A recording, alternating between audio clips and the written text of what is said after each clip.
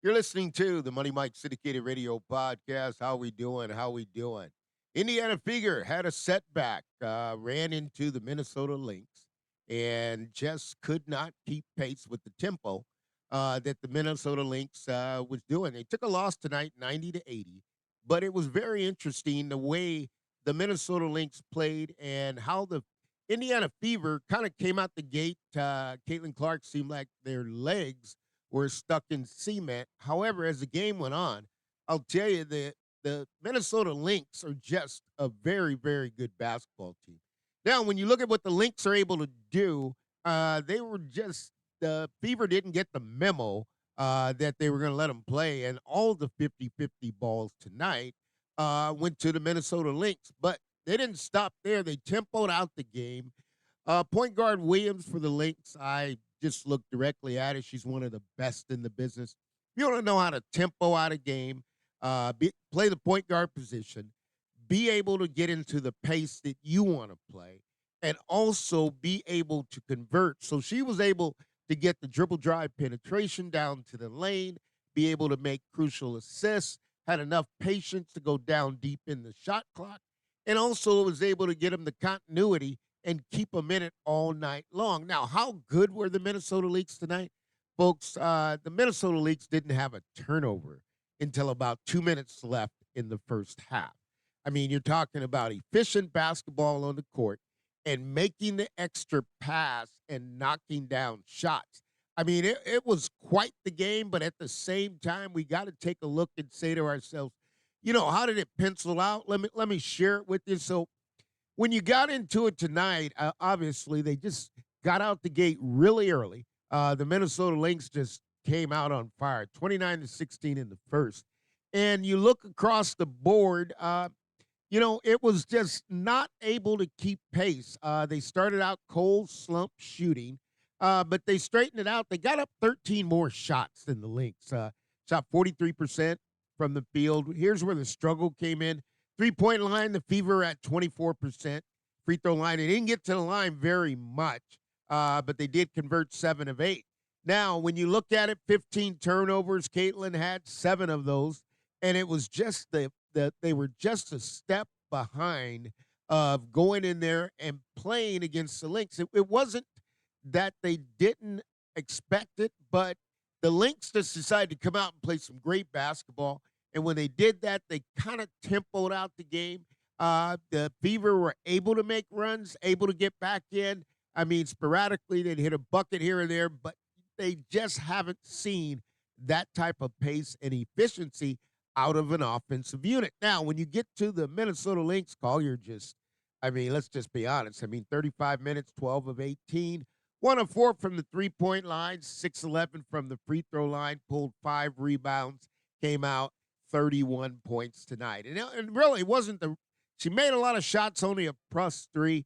But, we got to look at something here, and you got to look at Smith, okay, the forward coming in there for the Minnesota Lynx, plays 27 minutes, doesn't take a shot, folks. This is really hard to do. Doesn't take a shot. Okay, goes in there, pulls down 4 rebounds, 5 assists, didn't get any steals, got 2 blocks, and came out a +14. That was the difference in the game tonight. And you look at how steady across the board. I mean, they put 4 people in double figures. Okay, Carleton had 16. You're going to come back. McBride had 19, and Williams had shot after shot. I mean, just the Indiana Fever just didn't get the memo that the WNBA officials were going to let them play. And it looked like they allowed the Lynx to be a little bit more aggressive. I mean, they were fighting through and just about getting every 50-50 ball. And when you look at you play a team like that, and basically they're just getting great continuity. And folks, for continuity, it means, they can start off on one side of the floor. If they can't get the good look, the option they want to get there, they're going to shift it back to the other side of the floor. So they kept pressing the Indiana Fever into defensive rotations. The Fever hadn't had to go that deep in their defensive rotation, so they were a little slow on the extra rotation. That's a good scout out by the Minnesota Lynx. Now, as Caitlin kind of got going, but the legs weren't there, the Fever legs weren't there. I mean, it just seemed like there was a lid on the basket. in the first half. They couldn't get going. They were able to close gaps, make runs, but they couldn't sustain it.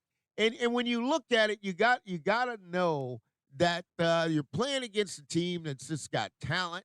And when you look at, Collier, I mean, that's just a big time talent, folks. That's a big time talent right there. And then you get over there and you start talking about Williams. I mean, that's got to be one of the best in the business if you're going to look at the point guard, how you're going to pace out a game. You're going to tempo it out. You're going to make sure everybody gets the looks they're supposed to get. And not only that, when you got down deep into the shot clock, they had enough patience to push it out, to be able to knock down shots. Okay, and that was really, really the turning point of the game. They were extra physical. They got on the floor. They got all the 50-50 balls. And here's where it spread it out when you look at it, because you're going to look at their 33 of 65. So they actually were outshot by the Fever. There's no doubt. But they converted 50%. Obviously, 40% from the free throw line, 65% from coming in there on the end. But you got to look at that. And here's the turning point: 27 assists. 27 assists, you're going to look at that to 16 assists for the Fever. That's a huge number to overcome. 8 steals, okay? So you're going to look at what did they do on the defensive end. 8 steals, 4 blocks, 27 assists. You always hear me tell you that defense dictates offense. Defense dictates offense. And that's really what the turn point of the game. I mean, obviously, CaitlincLark set another WNBA record tonight, but that wasn't the point. If you go to the press conference and you kind of hear how they were at the press conference, what did they see or how did they look at it? I mean, they were just in shock. They hadn't seen a team that played that well, that good, okay, for that many quarters. And that's what the Lynx did tonight. Reeves had them on point, and she put this one, earmarked it on the calendar, and it was Maya Moore night in the retirement. So basically, they just went across the board, but they just showed them tonight how good you can play basketball and what the balance the fact that, I mean, you're playing the hottest team, I think, right now in the league. I just wonder what your thoughts are on that. Definitely playing the hottest team in the league. I thought that AB was working really hard on defense, especially when you change the matchup to her guarding Fee, and that can take a lot out of you. So I thought at times that probably, maybe made her a little tired. That's how much attention Fee demands, but also AB is, a corner piece of our offense. We have to find a way to get her some easy looks. Like we didn't go to her enough, honestly. And I thought even in the fourth quarter, we turned away from her. That's who we need to go to. But she was really good. 7-0 boards, 15 rebounds total. I thought she played really good defense. But when she's, having to exert herself so much on somebody that's, one of the best players in our league, we have to find a way to get her a few more easy looks. I thought we could have done a little bit better job there. But one of our keys, to the game tonight was to play inside out. I think at halftime we had 26 paint points. I don't know what we finished with, but I thought we could have got it in there a little more specifically to AB. Right. I mean, that's what you'd like to see all the time. Yeah. Start. That is a really good basketball team. That is a really good basketball team to beat Vegas twice and then come in here and play the way they did, hit the shots they hit on a back-to-back. Just a really good basketball team. There's some things that we've been really working on that we weren't our best at. I was just transition defense. I don't think we got back in transition D very well. Gave them some open looks early. Got to do better with that. But that also starts with taking care of the basketball. So there you go. That really was the turning point of the game and how it shook out. And you could hear how Christy Sides was looking at the game and how good the Minnesota Lynx are. Okay, the Minnesota Lynx are really, really playing on a string right now. And playing on a string, what that means, they're connected on offense, they're connected on defense. They're willing to make the extra pass. And by making the extra pass tonight and converting the basket, and not turning the ball over. When you look at that collectively and you look at how they did it, they took them deep down into the shot clock. They forced the Indiana Fever to play defense. Then they had the bench come off and just press it up a notch as far as having the active hands on defense. It really was a shock tempo for the Indiana Fever, and here's why. You don't get to practice at that tempo, okay? You don't get to practice against defense that's going to be aggressive, They're jumping in the passing lanes, and they're really blitzing you up, but they know their assignments and they know the defensive rotation. Now, the film will tell a lot. Indiana Fever will be able to make the adjustments that they can actually come in there and play a better game against the Lynx, but the Lynx are on fire. You know, like I said, they're on fire. They converted every shot down deep into the shot clock. They also got all the 50-50 balls. I mean, and the Fever didn't get the memo. And the memo I'm talking about is we're going to let you play tonight. You may get, hit across the arm, or they may reach over, because there was a lot of reaching in this game, and they were whacking through the ball, and the officials were letting that go. And this is an example of what you're going to get in playoff basketball. So as the Fever get ready for this, they got some tough tests. They got to really regroup. But as they get ready for this is how you're going to play in the playoffs. And when you get in there, you may face a hostile crowd.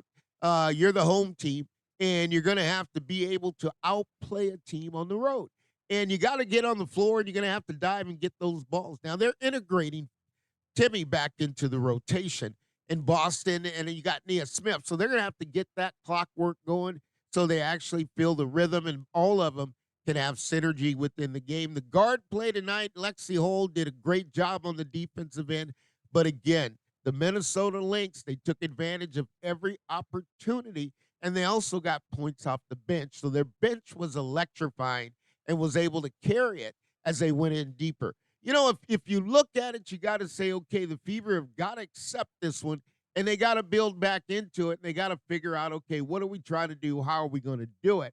And they're going to have to do this quickly, because when you look at the season itself, okay, you're down to 11 games, so you got 11 more games to play, and you're going to have to match this up the best way you can.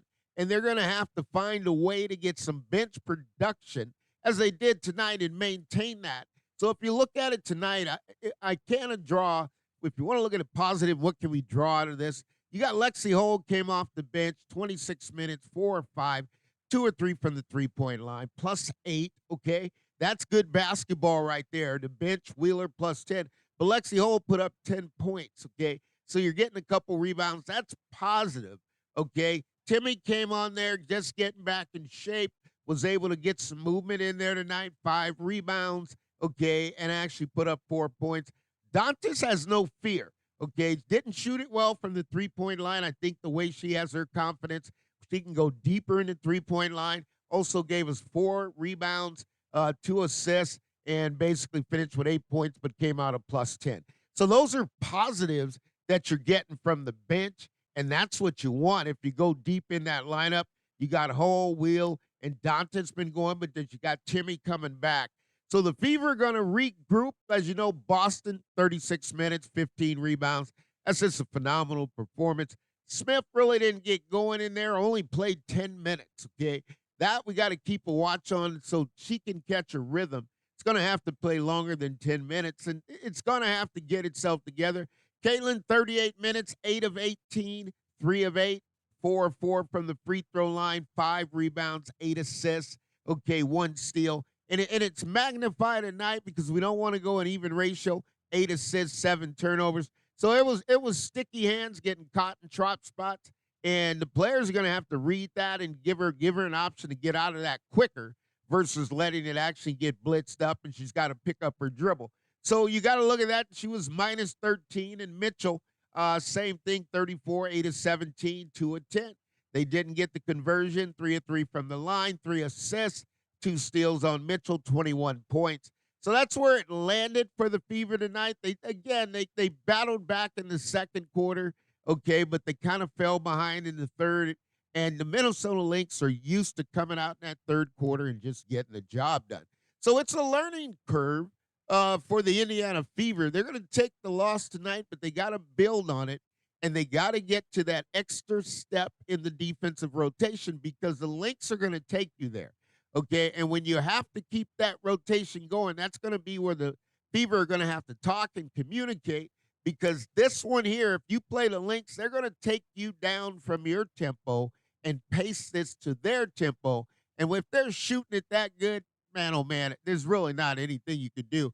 I mean, they're closing out good. They're getting a hand up in everybody's face. However, they're knocking down shots, and that's when you get a little tougher. And like I said earlier, you had the Lynx come in there shooting 50% from the field, 40% from the three-point line. That's what you want out of every player. And then falling down 65% in the free throw. So there's some things that happened tonight the Fever can't correct, but man, oh man, the Lynx, they were clicking to it. They're at the top of the heap. They're the one that's controlling the destiny. It looks like everything or anything that's going to happen in the WNBA playoffs is going to go through the Lynx. This is the Money Mike Syndicated Radio Podcast. We're powered up by Fanatics. Fever dropped a tough one. Looks like their legs were getting a little wobbly, but they learned a lot from playing the best team in the WNBA. We'll see you soon.